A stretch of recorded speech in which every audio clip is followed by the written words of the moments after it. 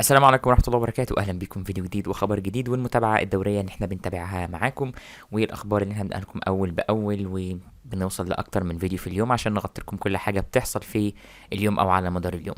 فبالتالي لو أنت ما زهقتش وما بتزهقش مننا، اشترك معنا في القناة وانضم لينا، وما تنساش تنزل لايك تقديرا ودعما وتشجيعا والكلام الحلو ده كله. دلوقتي وزارة التربية والتعليم ومجلس الوزراء خد قرار مهم جدا، وهو ان المناوبات ترجع تاني. ايه المناوبات دي؟ يعني بمعنى صح المدرسين هيروحوا 3 ايام لا و3 ايام ويوم لا ويوم والكلام اللي احنا كنا عارفينه ده ايام الذروة بتاعت كورونا لو انتوا فاكرينها في اولها. ده بمعنى ان الذروه بتاعت كورونا قعدت ترتفع تاني، والاعداد قعدت ترتفع تاني، وكمان الحاله بتاعت وفاه الطالب اللي حصلت في الكليه بتاعته، او وفاه طالب جامعي بسبب فيروس كورونا بسبب الاهمال طبعا. ده ادى كمان الى يعني اشتعال الموضوع شويه، او بمعنى اصح التركيز على الموضوع واهميته شويه اكتر كمان. فبالتالي الفترة القادمة انتظروا قرار بإغلاق المدارس من جديد، أو إن المدارس تتغلق من جديد. ده مش استنتاج مبني، لأ، دي كلام رسمي بيوصل للمدارس، وبمناسبة إن أنا في أحد المدارس يعني، وإن أنا شغال في أحد المدارس، فالكلام ده بيوصل لنا بشكل رسمي. الفترة القادمة هيتم إغلاق المدارس من جديد. طيب، ممكن حد يقول لي دلوقتي بيسمعني، طب ايه المشكله؟ احنا كده كده اصلا ما بنروحش المدارس خلاص خلصت، يعني يعتبر احنا دلوقتي معتمدين على الدراسه او المذاكره، او ان احنا خلاص ما بقيناش نروح المدرسه، مفيش غياب بيتحسب الكلام ده كله.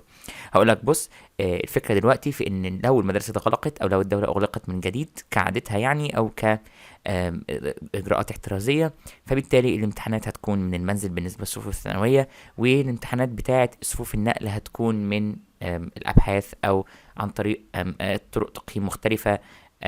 مش شرط بس كمان انها تكون امتحانات ورقيه، كمان في احتمال انها تكون معتمدة على اعمال السنة، او على اي امتحانات شهرية دورية، او على اي امتحانات بتقام في المدارس، اللي هي الامتحانات اللي بتبقى في نص السنة دي، اللي هي بتبقى ميد ترم، او امتحانات شهرية، او الكلام ده كله.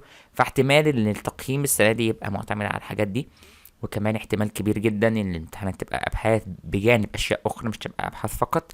والثانويه العامه امتحاناتهم اكيد او بنسبه كبيره هتكون من المنزل، وده السبب فيه زي ما قلت ان رجوع الاجراءات الاحترازيه تاني، ورجوع النوبات التبادليه من جديد. فده مؤشر ودليل وجرس انذار كده، ولمبه حمراء بتولع وبتنور وبتقول لنا خلوا بالكم، الموضوع جد وهيقفل مره اخرى، بالاضافه طبعا الى الكلام اللي بيوصل في المدارس وبيوصل لنا كمدرسين. تمام، تمام جدا. ده كان كل حاجه في الفيديو. اتمنى لو افدتك او اضفت لك معلومه، قلت لك اي حاجه جديده، ما تبخلش علينا انك تشترك وتفعل زر الجرس عشان يوصل كل جديد. ومتنساش تضغط لايك. اي سؤال او استفسار تقدر تسيبه لنا في الكومنتس، ان شاء الله نرد عليك. نشوفك في الفيديو الجاي ان شاء الله. والسلام عليكم ورحمه الله وبركاته.